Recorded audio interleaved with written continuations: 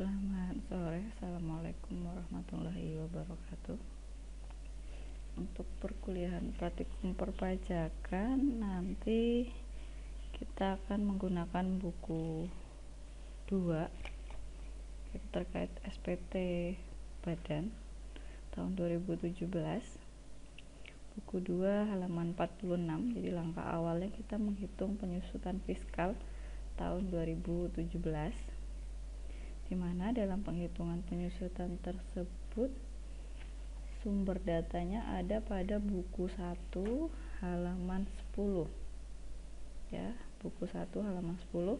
Di sana ada daftar aset tetap berwujud, kemudian ada informasi tahun perolehan, harga perolehan, taksiran nilai residu, taksiran umur ekonomis, dan lokasi pemakaian. Nah, informasi yang ada di sini adalah untuk penghitungan penyusutan secara komersial. Dalam hal ini menggunakan metode garis lurus. Hal ini berbeda dalam aturan perpajakan, karena dalam aturan perpajakan untuk metode bisa sama, tapi untuk pengakuan umur ekonomis bisa jadi berbeda, yang menyebabkan biaya penyusutan juga jumlahnya berbeda. Di sini disampaikan pada halaman 10 bahwa dalam ketentuan perpajakan, meubiler, sepeda motor, peralatan kantor, komputer, printer merupakan aset tetap berwujud non-bangunan kelompok 1. Ketika menggunakan metode garis lurus, untuk aset tetap berwujud non-bangunan kelompok 1 bisa dilihat pada pasal 11 Undang-Undang Nomor 36 Tahun 2008. Di sana untuk metode garis lurus, persentase penyusutannya adalah kelompok 1 sebesar 25%. Maka bisa kita ilustrasikan di sini 25% kali harga perolehan untuk meubiler adalah 26 juta, maka biaya penyusutan itu sebesar 25% dari harga perolehan sebesar 6.500.000. Begitu semuanya untuk kelompok 1. Kemudian kalau kelompok 2 bisa dilihat nanti pada pasal 11 Undang-Undang 36 tahun 2008. Itu untuk metode garis lurus, persentase penyusutannya adalah 12,5%. Maka bisa kita hitung 12,5% kali harga perolehan. Nah, nanti disesuaikan untuk lokasi pemakaian apakah di pabrik atau di kantor. Setelah menyelesaikan yang kelompok 2, ada bangunan permanen. Bangunan permanen ini juga disampaikan diatur dalam pasal 11 Undang-Undang Nomor 36 Tahun 2008, di mana persentase penyusutannya adalah 5%. Maka kita hitung 5% kali harga perolehan baik bangunan kantor ataupun bangunan pabrik. Nanti disesuaikan dia lokasi pemakaiannya kantor atau pabrik. Setelah itu, totalkan biaya penyusutan secara fiskal ini baik yang ada di pabrik, di kantor, ataupun secara total.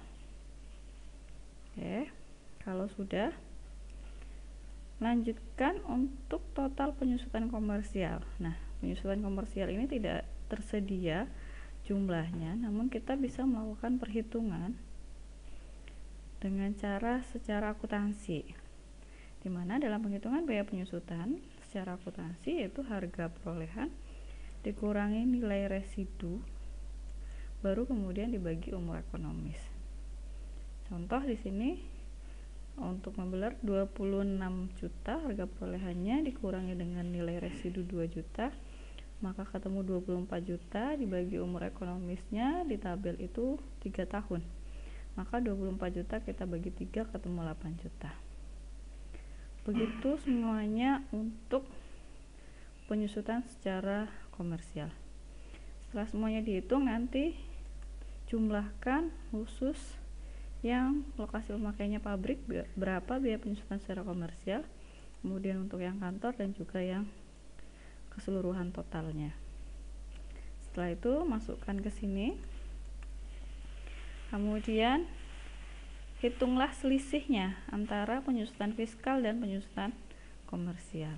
Nah, selisih penyusutan ini nantinya akan menjadi data untuk koreksi fiskal, yaitu dari biaya penyusutan. Oke, itu untuk pengerjaan halaman 46.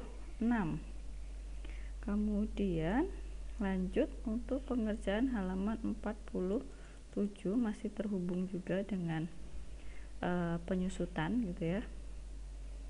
47 itu ada informasi kolom harga perolehan, silahkan masukkan harga perolehan berdasarkan buku 1 halaman 10.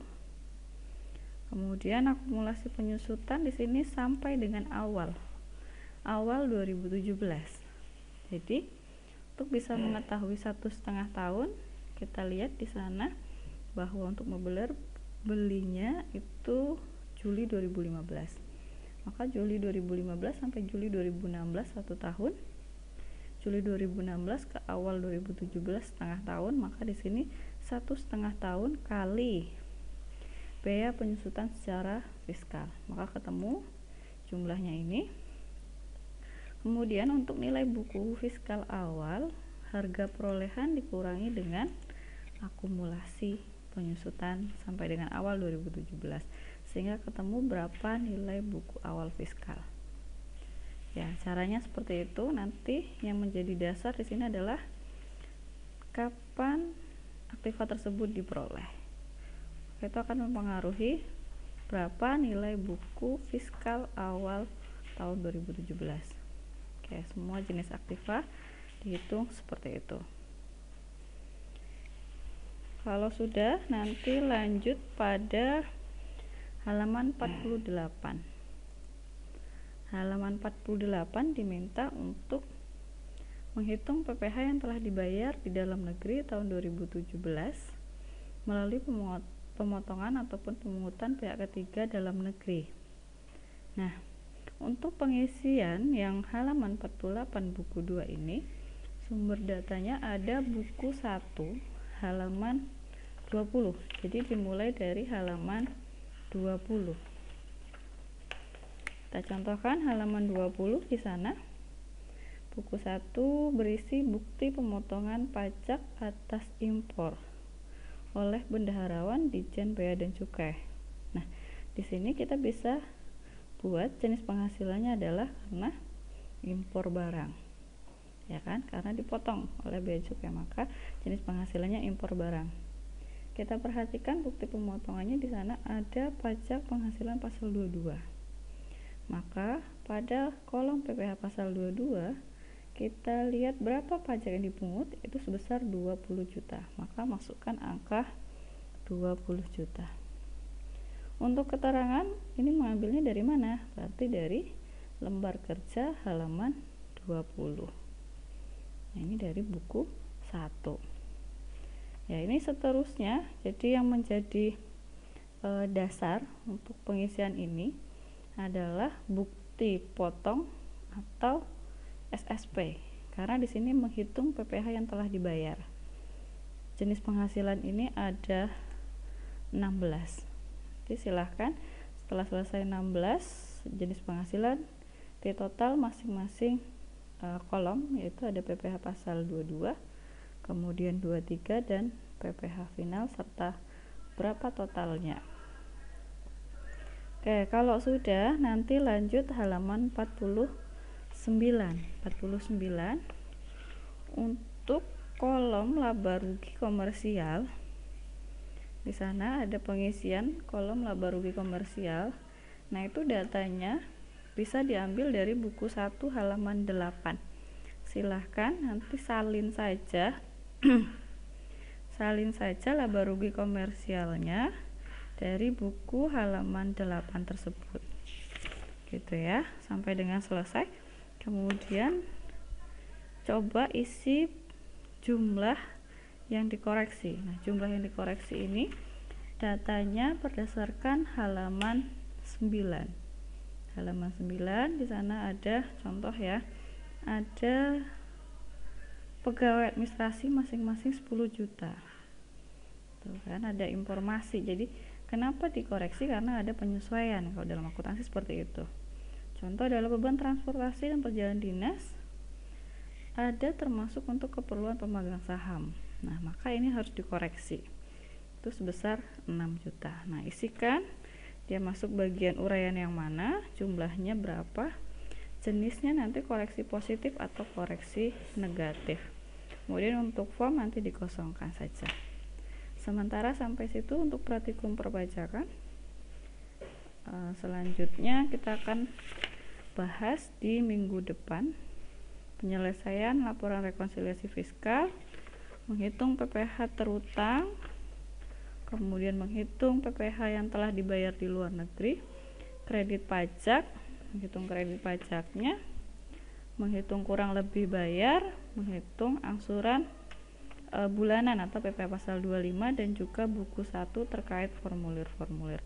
Jadi masih sangat banyak yang harus dikerjakan dalam pengisian SPT badan. Saya kira itu saya akhiri. Wabillahi taufiq wal hidayah. Wassalamualaikum warahmatullahi wabarakatuh.